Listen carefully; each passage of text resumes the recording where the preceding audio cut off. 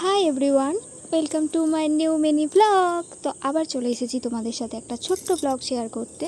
তো আমি আর দিদা বেরিয়ে গেছিলাম একটু ঘুরতে। তো ভাবলাম একটু ঘুরেই আসি দিদাকে নিয়ে, যেহেতু দিদা কদিন এসেছে, কোথাও যাওয়া হয়নি। তো এখন বাজে বিকাল 5টা কি 5টা, 5:30টার ভেতরে হবে। তো আমরা বেরিয়ে পড়েছিলাম রেডি হয়ে ঘুরতে যাওয়ার উদ্দেশ্যে। তো কোথায় ঘুরতে যাচ্ছি তোমরা একটু পরেই দেখতে পাবে। আর ওই দেখো, ওইদিকে একটা ম্যাপুসি দেখলে কি সুন্দর ছিল, সাদা কালারে কারো পোষা। তো যাই হোক, তো তোমরা কি জায়গাটা দেখে বুঝতে পারছো যারা আমার আগের ব্লগটা দেখেছো? তো ব্লগ বলতে সেইভাবে আমি আগে কোনো ব্লগ বানাইনি, একটা ছোট্ট ক্লিপ ছিল। তো যারা দেখেছো তারা অবশ্যই বলতে পারবে জায়গাটা কোথায়। তো আমরা চলে এসেছি আমাদের মন্দিরে, আমাদের কালী মায়ের মন্দিরে।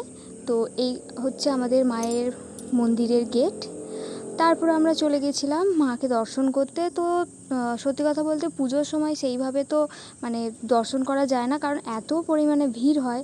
সেই মুহূর্তে মানে না ঠাকুরের মানে কোনো ভালো ছবি তুলতে পারা যায়, মানে সেইভাবে হয় না যে একটু দাঁড়িয়ে অন্তত মানে ঠাকুর দর্শনটা করব। তো যাই হোক, ওখানে হচ্ছে দেখলে যে বেহুলা লক্ষ্মীন্দরের একটা ছিল। তো সেখানে দিদা হচ্ছে সিঁদুর দিচ্ছিলো, আর আমি একবার দিয়েছিলাম পুজোর সময়, তো আজকে আমি দিইনি।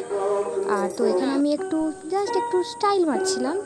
আর দেখো, পড়াশোনা না করলে কি হয়, তোমরা স্যারের কথা শুনবে, তোমরা পড়াশোনা কেন করো না? এরকমভাবে ফোন ঘাঁটলে কেউ কিচ্ছু করতে পারবে না।